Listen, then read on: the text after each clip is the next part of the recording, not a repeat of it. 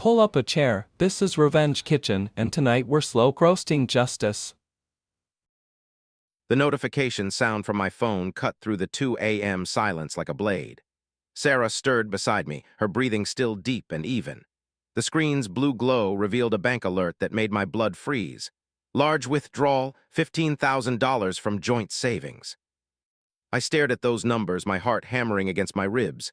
$15,000, gone, at 2:17 in the morning. Sarah's phone, charging on her nightstand, lit up with the same notification. But she didn't wake up, she didn't even flinch, like she was expecting it. That's when I knew our 12-year marriage was built on lies I was only beginning to discover. My name is Matthew Chen, and I used to believe in the power of logical thinking. As a senior IT systems analyst, I solve problems by gathering data, analyzing patterns, and implementing solutions. Clean, methodical, predictable. But marriage, I discovered, doesn't run on algorithms. Sarah and I had what everyone called a perfect relationship. We met in college. She was studying marketing. I was deep into computer science. She was the outgoing one who could work a room. I was the quiet guy who fixed everyone's laptops. We balanced each other, or so I thought. After 12 years of marriage, we'd settled into a comfortable routine in our Bellevue home. Sarah worked as a senior marketing manager at Prestige Properties, one of Seattle's high-end real estate firms. I handled the tech infrastructure for a healthcare company. We made good money, saved responsibly, and talked about starting a family. The first crack in my perfect world appeared 3 months before that 2 a.m. bank alert. "Matthew, honey, I need to talk to you about something," Sarah had said over dinner, her perfectly manicured fingers drumming against her wine glass. She was wearing that new silk blouse, the expensive one that had appeared in her closet without explanation. "What's up?" I looked up from my laptop where I was reviewing server logs. "David Rodriguez, you remember that client I mentioned, the one with the waterfront properties." Her voice carried that particular lilt it got when she was selling something. "He's offered me an incredible opportunity." I closed my laptop, giving her my full attention. "What kind of opportunity?"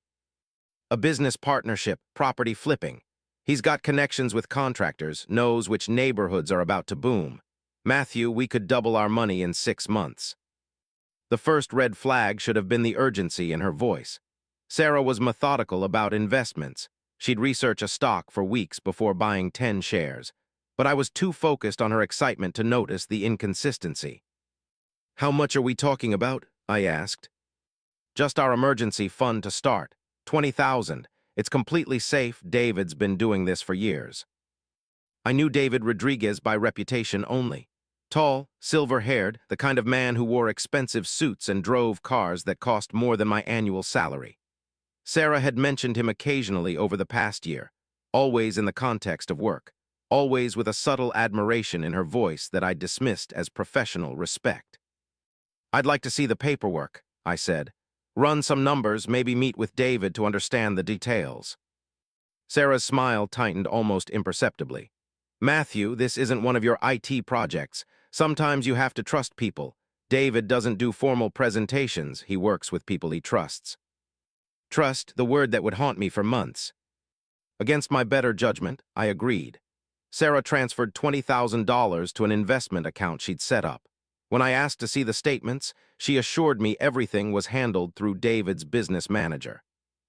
"Don't worry about the details, honey. Just trust me." What kind of businessman operates without paperwork? The second red flag came 6 weeks later. I was reviewing our credit card statements, a monthly ritual that kept our finances on track, when I noticed a pattern. High-end restaurants I'd never been to. A hotel charge for a weekend when Sarah claimed to be at a marketing conference in Portland. Lingerie purchases from stores that definitely weren't buying for me. When I brought it up, Sarah had explanations for everything. The restaurant was a client dinner with David and his investors. The hotel, the conference location changed last minute, didn't I mention that? And the lingerie? She laughed, stepping closer to me with that smile that used to make my pulse race.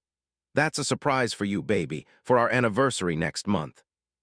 Our anniversary came and went. No lingerie surprise materialized. How many coincidences equal a pattern? The third red flag was her phone behavior. Sarah had always been casual about her phone, leaving it on counters, asking me to check messages while she drove. But suddenly it was glued to her side. Passwords appeared on apps that never had them. She started taking calls in the other room, claiming it was work-related confidentiality. David's very particular about privacy, she explained when I joked about her secretiveness. Rich clients expect discretion. By month 3, I'd started paying attention with the focused intensity I usually reserved for debugging complex systems. Small details that individually meant nothing, but together formed a pattern that made my stomach churn. The way she said David's name, like she was tasting something sweet. How she'd started working late on nights, when I could verify David's social media showed him at the same restaurants. The gradual but noticeable improvements in her wardrobe, justified as investment in professional appearance. Her sudden interest in fitness, specifically yoga classes at a studio near David's office. The new perfume she wore only on certain days. And most damning of all, the way she'd started looking at me. Not with annoyance or anger, but with something worse, pity. Like I was a problem she was managing until she could find a better solution. I'm not proud of what I did next.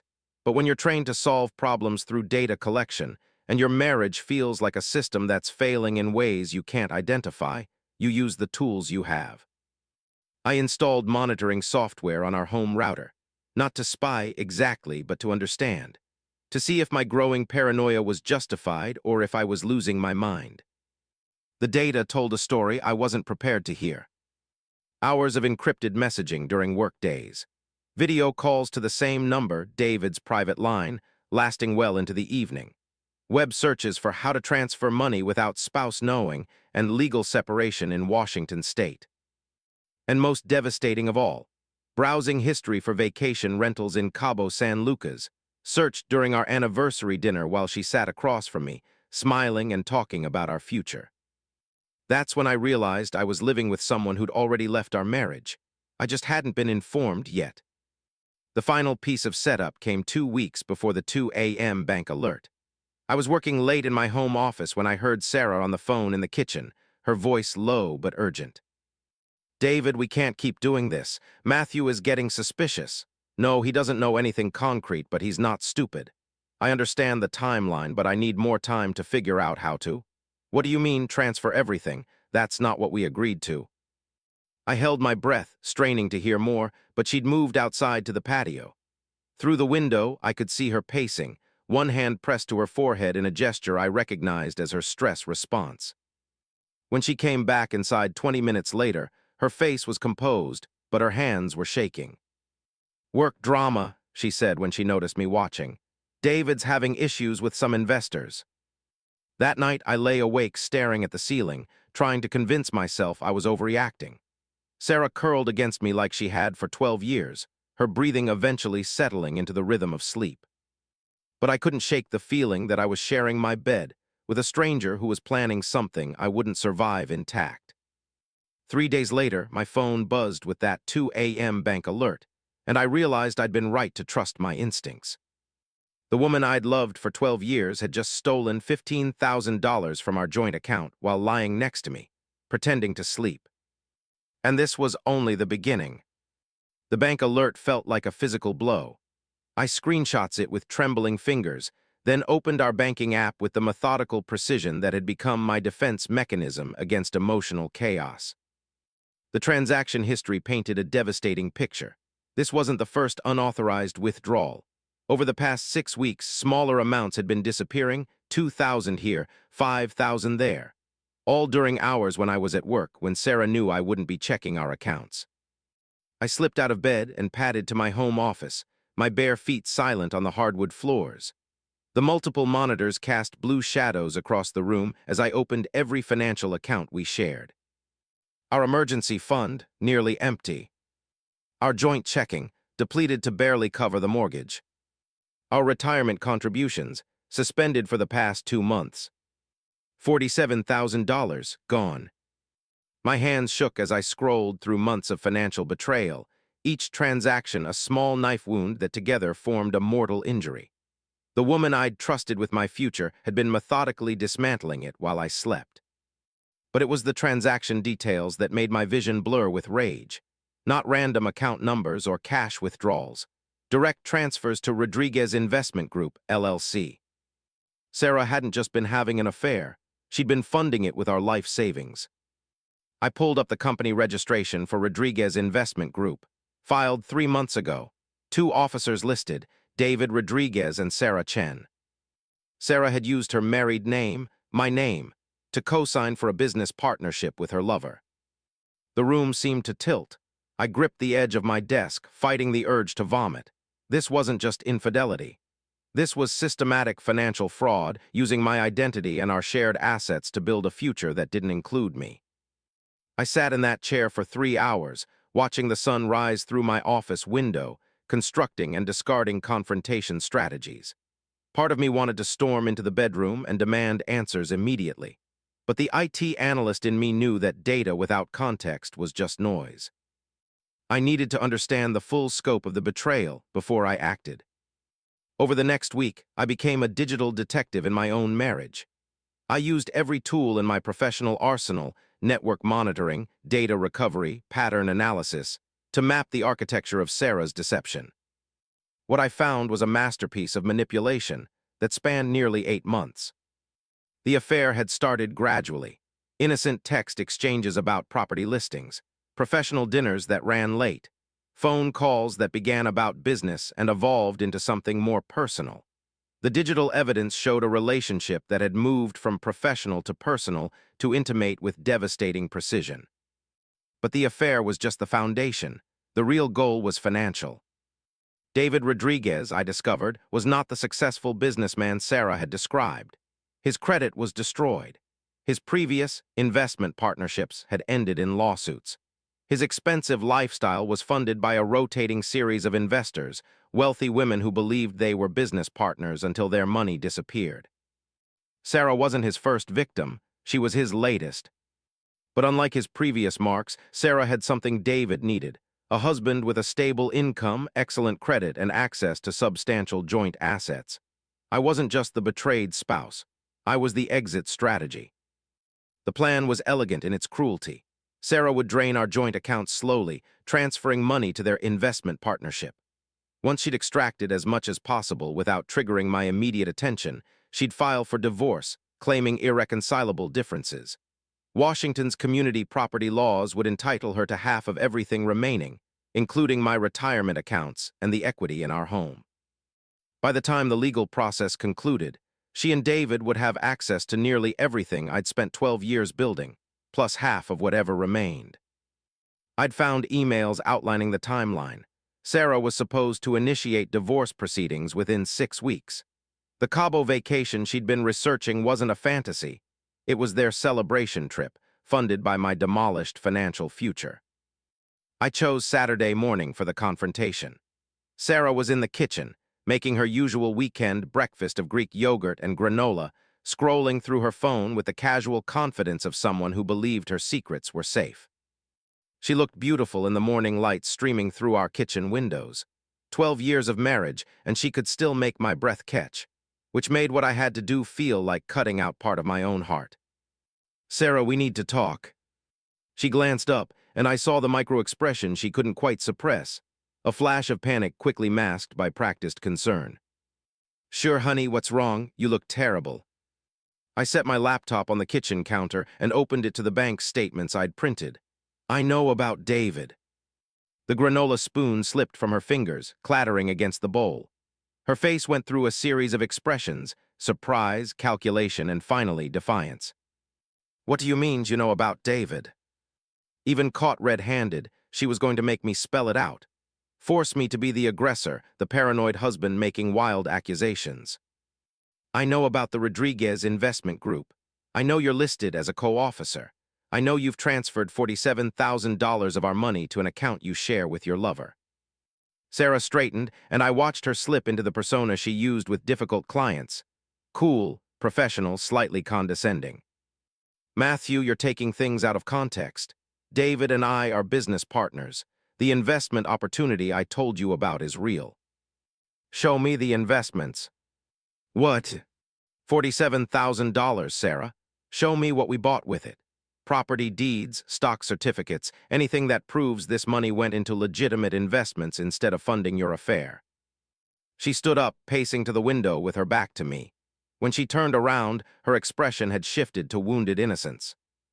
I can't believe you're spying on me, monitoring our finances like I'm some kind of criminal. Don't you trust me at all?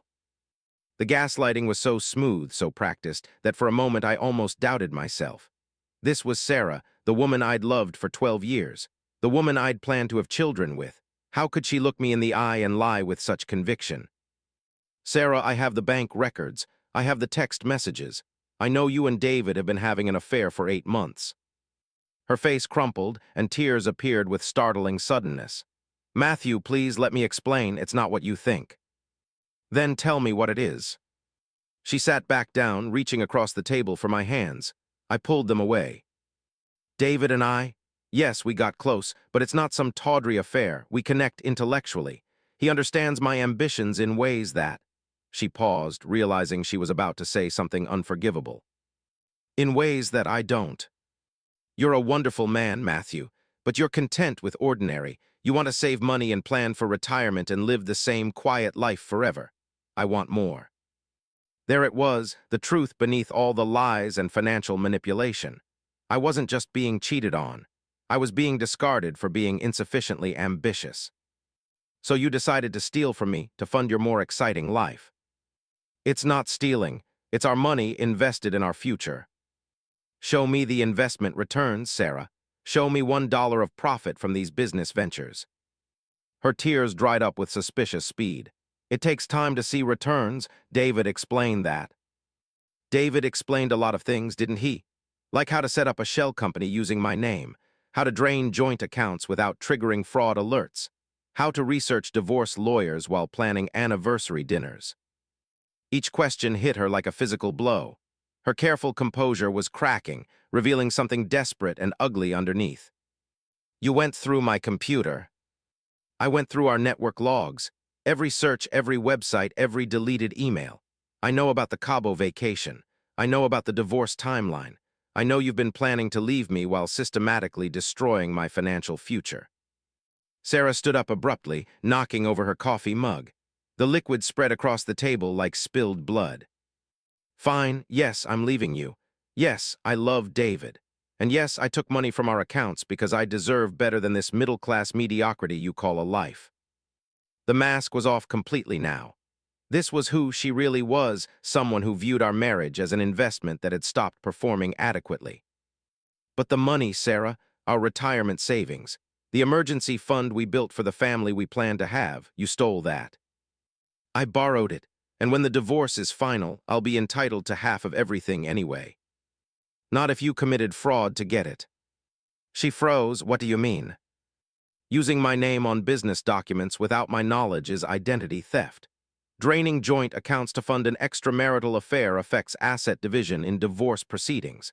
And if David's investment company is a shell operation, which it is, you're both looking at wire fraud charges. I watched the color drain from her face as she realized I'd done more than just discover her affair. I'd documented a criminal enterprise. You wouldn't.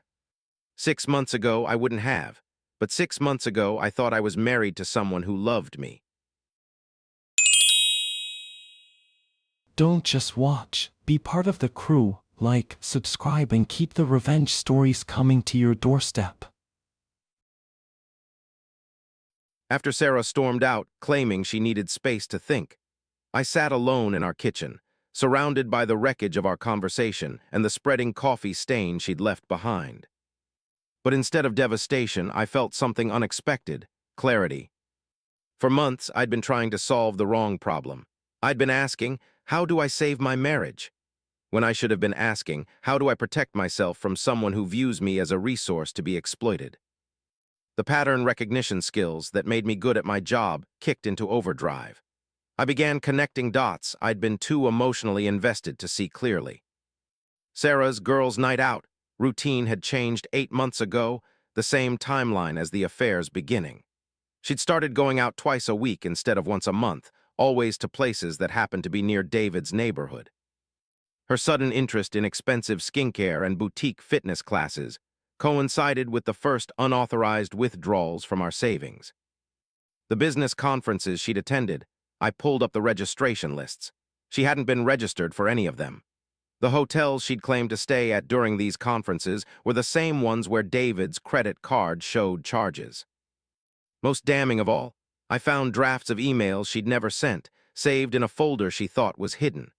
Messages to divorce attorneys asking about Washington state property division laws. Questions about whether assets transferred during marriage but before filing for divorce would be considered separate property. She'd been planning this for months, maybe longer. The woman I'd been trying to reconnect with had already left our marriage, she just hadn't informed me yet. But there was something else in those drafts, references to other women David had partnered with. Sarah knew about his pattern of financial seduction. She knew she wasn't his first victim. She'd chosen to participate anyway, believing she was different, special, the one who would keep his interest and his loyalty.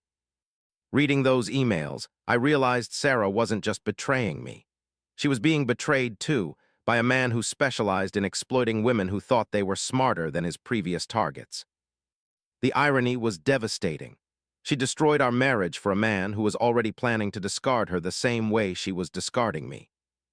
I spent that afternoon documenting everything. Screenshots, printed emails, transaction records, timeline analysis. I built a case file that would have impressed any forensic accountant. By evening, I had a complete picture of the fraud, the affair, and the planned destruction of our shared life. I also had a decision to make. Sarah came home that evening with red eyes and a Nordstrom shopping bag. Apparently, retail therapy was her way of processing guilt. She found me in the living room, legal documents spread across the coffee table. "What is all this?" she asked. "Divorce papers, financial affidavits, documentation of fraudulent transactions, everything we need to end this marriage properly." She sat down heavily in the chair across from me, the same chair where we used to plan vacations and discuss our dreams. "Matthew, we don't have to do this. We can work through it. Marriage counseling, therapy, whatever you want." "With what money, Sarah? You've spent our counseling fund on hotel rooms with David." "I can get the money back. I'll talk to David about unwinding the investments." I laughed, and the sound was bitter enough to make her flinch. "David's broke, Sarah. Has been for 2 years. You didn't invest in property deals. You funded his lifestyle while he worked on replacing you with someone who has more money." "That's not true." I handed her a printed report I'd compiled, David's credit history, bankruptcy filings, and records of 3 previous investment partnerships with women who'd lost their savings. She read it twice, her face growing paler with each page. "This doesn't mean." "Check your business account, Sarah, the one you share with David." She pulled out her phone with shaking fingers. I watched her navigate to the account, watched her expression change from confusion to disbelief to horror. "It's empty." "David cleared it out yesterday, probably around the time you told him I knew about the affair." The last of her composure crumbled.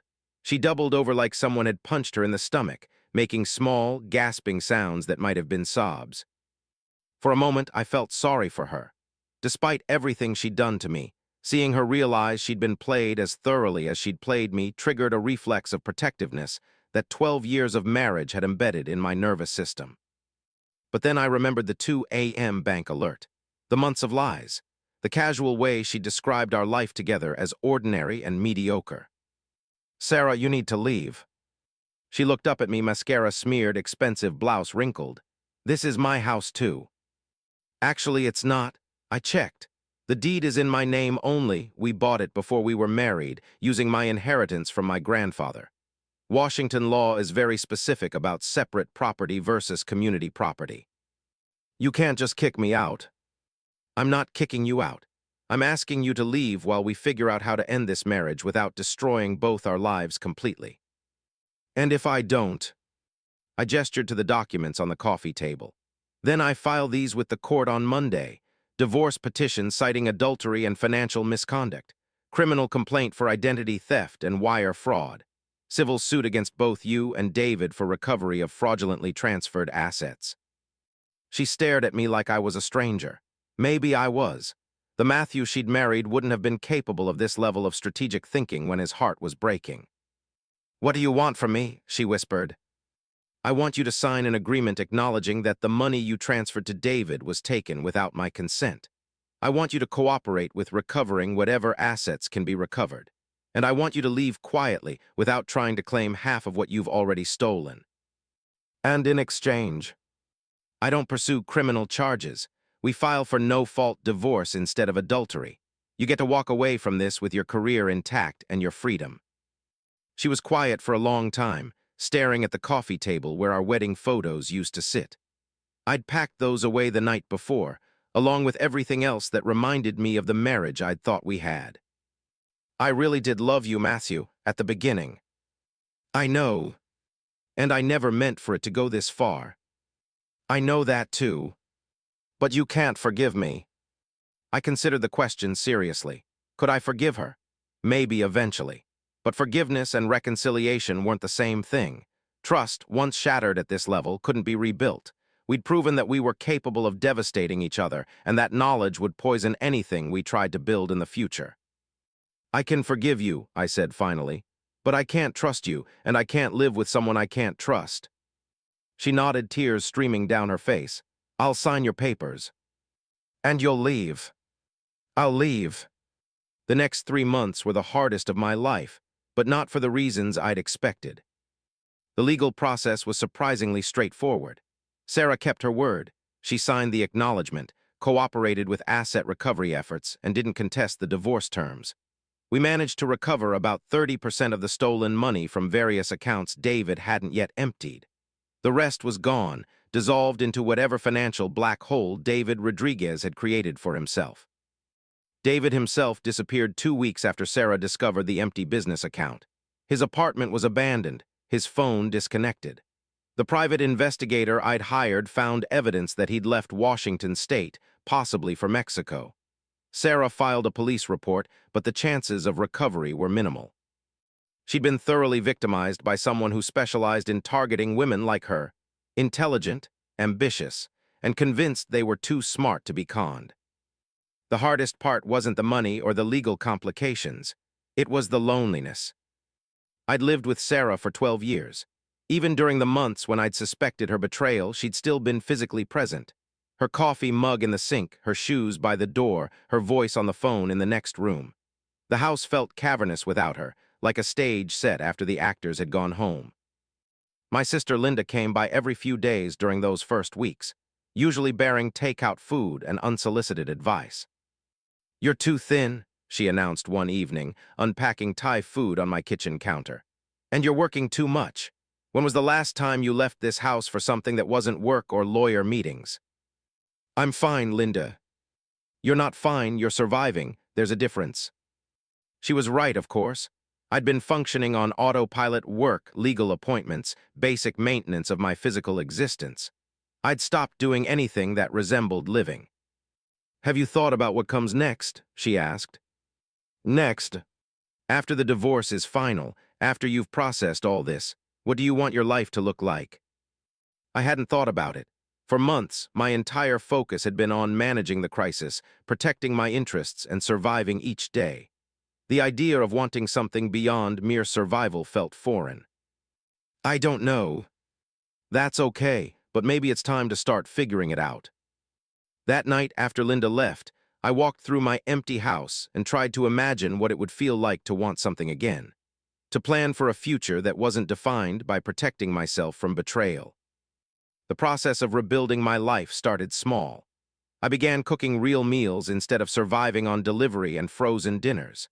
I replaced the furniture that reminded me too much of Sarah, starting with the kitchen table where she'd lied to my face about David being just a business partner. I started running again, something I'd abandoned during the crisis months. The physical exhaustion felt cleaner than the emotional kind, and the routine gave structure to my weekends. Most importantly, I began to trust my instincts again. The months of discovering Sarah's deception had taught me that my analytical skills and pattern recognition abilities were assets, not weaknesses. I'd solved the mystery of my failing marriage by treating it like any other system that needed debugging. That realization led to an unexpected opportunity. James Park, my college friend who'd supported me through the worst of the divorce, mentioned that his company was looking for someone to head up their cybersecurity division. The job would mean a significant raise and the chance to use my investigative skills in a professional context. "You proved you can uncover financial fraud and digital deception," he pointed out. "Why not get paid to do it?" 6 months after Sarah moved out, I accepted the position. It felt like the first positive choice I'd made in years, something I was moving toward rather than away from. The divorce was finalized on a Tuesday in November. I'd expected to feel relief, or sadness, or some definitive emotion that marked the end of such a significant chapter in my life. Instead, I felt surprisingly normal, like I'd completed a complex project and was ready to move on to the next challenge. Sarah and I met briefly at the courthouse to sign the final papers. She looked different, thinner, more subdued, her previous confidence replaced by something that looked like hard-earned wisdom. "How are you doing?" I asked as we waited for our attorney to review the documents. "Better, different, but better. I'm living with my sister for now, started therapy, got a new job at a smaller firm." "Good. Matthew, I'm sorry for all of it. I know that doesn't fix anything, but I needed to say it." "I appreciate that. Are yous okay, happy?" I considered the question. Was I happy? Not in the uncomplicated way I'd been happy during the early years of our marriage, before I'd learned that happiness built on denial was fragile. But I was content in a way that felt more solid, more sustainable. "I'm building something," I said finally. "It's not the life I planned, but it's mine." She nodded, understanding exactly what I meant. After the papers were signed and the legal process concluded, I drove to the Puget Sound waterfront, the place I'd walked during the worst days of discovering her betrayal. But instead of the turmoil I'd felt then, I experienced something like peace. The water stretched out toward the horizon, constant motion that somehow represented stability. Tides that came and went, but always returned to balance. I thought about the man I'd been a year ago, trusting to the point of naivety, conflict avoidant, willing to ignore red flags in service of maintaining comfortable illusions. That version of myself wouldn't have survived what Sarah and David had planned for me. He would have been completely destroyed, financially and emotionally. But this version, the one who'd learned to trust his instincts, who developed the courage to act on difficult truths, who discovered that his analytical nature was a strength rather than a limitation, this version was stronger than anything they could have thrown at him. I'd lost a marriage, but I'd gained something more valuable, unshakable confidence in my own judgment and my ability to protect what mattered to me. 6 months later, I met someone new. Rebecca was a forensic accountant I'd collaborated with on a fraud case at work. She was brilliant, direct, and refreshingly honest about her own past mistakes. Our first conversation lasted 4 hours and covered everything from encryption protocols to the psychological patterns of white-collar criminals. When I told her about Sarah and David, she listened without judgment or unsolicited advice. "The hardest part about betrayal," she said, "isn't the loss of the relationship. It's learning to trust yourself again after someone you trusted made you doubt your own perceptions." "How do you do that?" "You start small. You trust your instincts about little things, then bigger things. You build evidence that your judgment is sound. And eventually, you realize that the person who betrayed you taught you something valuable about recognizing deception." She was right. Sarah's betrayal had been devastating, but it had also been educational.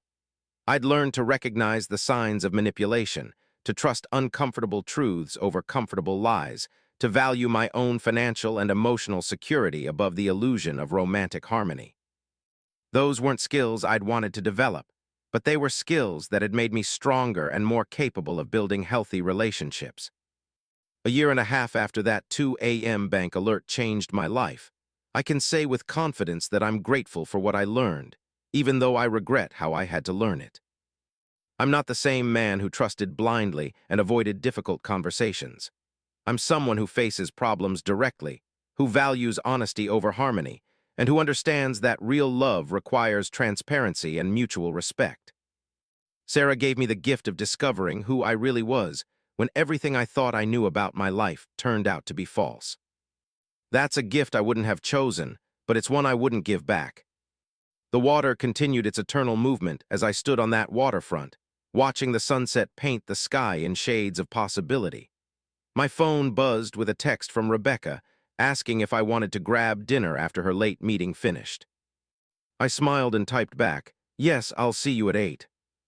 Then I walked back to my car, ready to drive toward whatever came next, confident in my ability to recognize it for what it really was. Some betrayals destroy you. Others reveal who you really are beneath the person you thought you had to be. Sarah taught me that trust without verification is just wishful thinking, that love without honesty is just comfortable delusion, and that sometimes the people who hurt us the most are the ones who force us to become strong enough to protect ourselves. I don't know what happened to David Rodriguez. I hope Sarah learned from her experience and built something better for herself. What I know is that I'm no longer the man who would ignore 2 a.m. bank alerts and trust explanations that didn't make sense. I'm the man who trusts his instincts, values his own judgment, and builds relationships on the foundation of mutual respect and transparency. That man is someone I'm proud to be. And that's a victory no one can steal from me.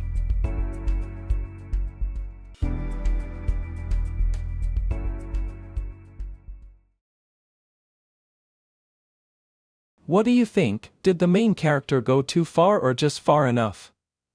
Drop your opinion in the comments, hit like, and subscribe so you don't miss the next episode.